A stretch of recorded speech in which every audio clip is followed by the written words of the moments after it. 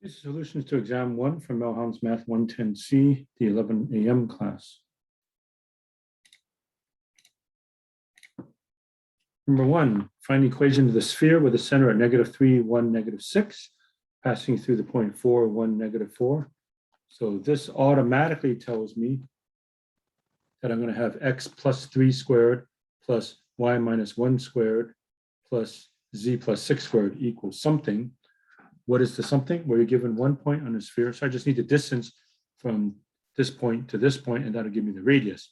So the radius is the square root of -3 minus 4 squared plus 1 minus 1 squared plus -6 minus -4 squared. -7 squared is 49, 0 squared is 0, -2 squared is 4, radical 53. So the equation is x plus 3 squared plus y minus 1 squared plus z plus 6 squared is equal to 53. Number 2, the unit vector, just take the given vector -8, 3, -6, and divide it by its magnitude, which is square root of -8 squared, 64, plus 3 squared, 9, plus -6 squared, 36. So -8, 3, -6, all over radical 109. Number 3, use cosine of theta as A dot B over norm A, norm B. Dot product is 1 times -4 is -4. -3 times -1 is 3. 2 times 3 is 6. Add them all up. The numerator is 5. Divided by magnitude of A, magnitude of B. Magnitude or norm of A is 1 squared plus -3 squared plus 2 squared, 1 plus 4 plus 9. Magnitude of B is the square root of -4 squared plus -1 squared plus 3 squared, 16 plus 1 plus 9. That comes out to be 5 over radical 14 times radical 26. So theta is the inverse cosine of 5 over radical 364. Punch it in your calculator, 75 degrees. Number 4. So first I get the unit vector. Unit vector is -3, -7, -3, 5 over the square root of -7 squared is 49, plus -3 squared is 9, plus 5 squared is 25, -7, -3, 5 over radical 83. So cosine of alpha is -7 over radical 83. Cosine beta is -3 over radical 83. Cosine gamma is 5 over radical 83. Do your inverse cosines. Alpha is 140 degrees, beta is 109 degrees, gamma is 57 degrees. Number 5, scalar and vector projections of B onto A. So scalar projection comp of B onto A is A dot B over magnitude of A.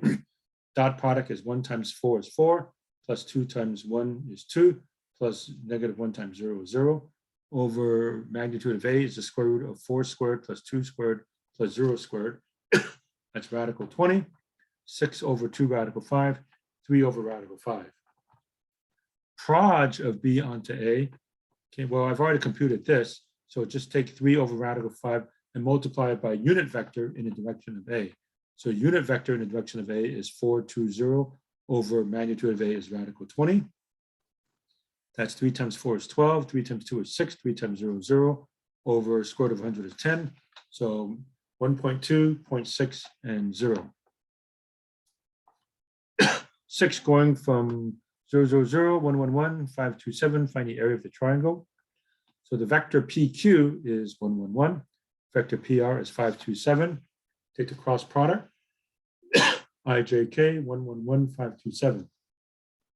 I component is 7 minus 2. J component is the opposite of 7 minus 5. K component is 2 minus 5. So that's 5, -2, -3. So the area of the triangle is 1/2 the magnitude of the cross product. The magnitude of cross product gives the area of the parallelogram. We want the area of just half of that. So half of the square root of 5 squared plus -2 squared plus -3 squared. 1/2 of radical 25 plus 4 plus 9. So radical 38 over 2. 7, we're going from 2, -1, 3 to 4, 1, -4. The direction vector is delta x, delta y, delta z is 2, 2, -7. 4 minus 2, 1 minus a -1, -4 minus 3. So starting from here, x is 2 plus 2t, y is -1 plus 2t, z is 3 minus 7t. Solve them all for t. So t is x minus 1 over 2 equals y plus 1 over 2 equals z minus 3 over -7. Number 8, you're given a normal vector, -1, 3, 2, so that automatically gives you the coefficients of x, y, and z. So the equation of the plane is -1x or -x plus 3y plus 2z is equal to k. And then to find the k, you just plug in the given point of 2, -4, 1. So put a 2 right there, -4 there, 1 there. -2 minus 12 plus 2 is k. 2 is canceled out, so k is -12. So final answer, -x plus 3y plus 2z equals -12.